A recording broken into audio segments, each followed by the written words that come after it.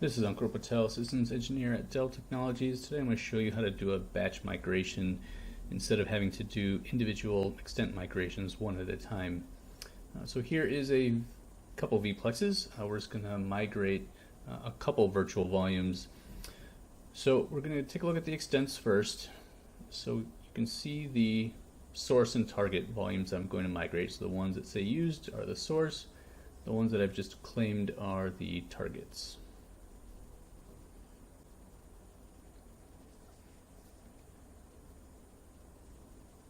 So next we'll go into the virtual volumes, and we can look at the tree of one of these to show you the entire map. So for this specific virtual volume, you can see the extent highlighted and what storage array it's going to. We will migrate it to a storage array that ends in 1433. So we'll start executing the command. These can all be found in the CLI guide, but basically the first command is going to create the entire batch mobility text file, and it's just a listing of all the source volumes and then their corresponding target volumes.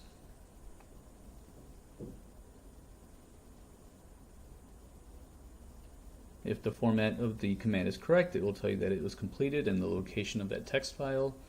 We can take a look at the text file.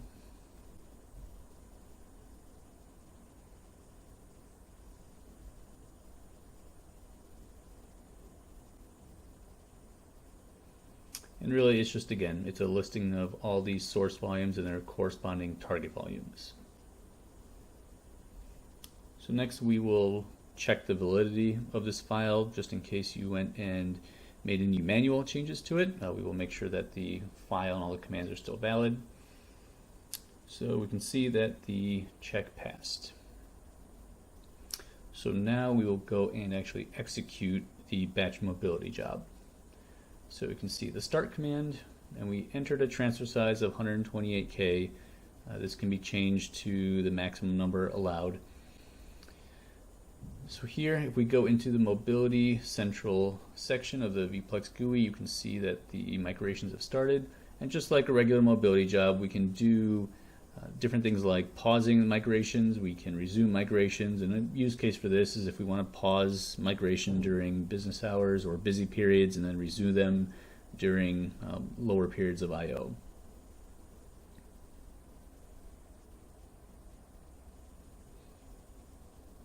And just like a traditional mobility job, we can edit details, so we can change the transfer speeds if we want.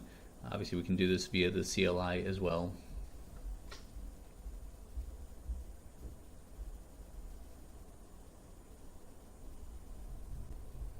So if we want to check the progress, we can do a very detailed version of the command, which will give us a lot of information, like, again, the source and targets. It will give us information such as the ETA, the time to complete.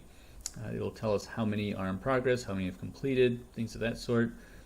If we just want to have a summary, meaning just the bottom section there, you know, the status of all migrations, we can use the summary command without the verbose option.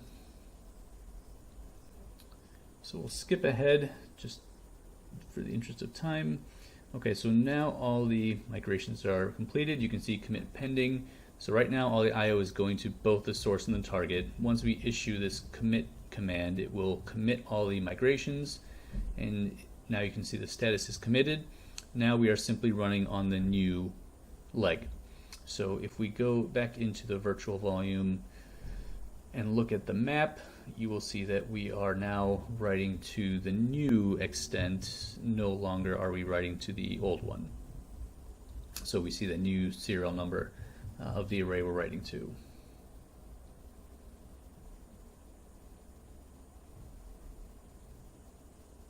Next, we will clean up the mobility job. So there is a command to do a batch cleanup, which will essentially take all of the volumes that we used to have, so the extents and devices, and tear them down.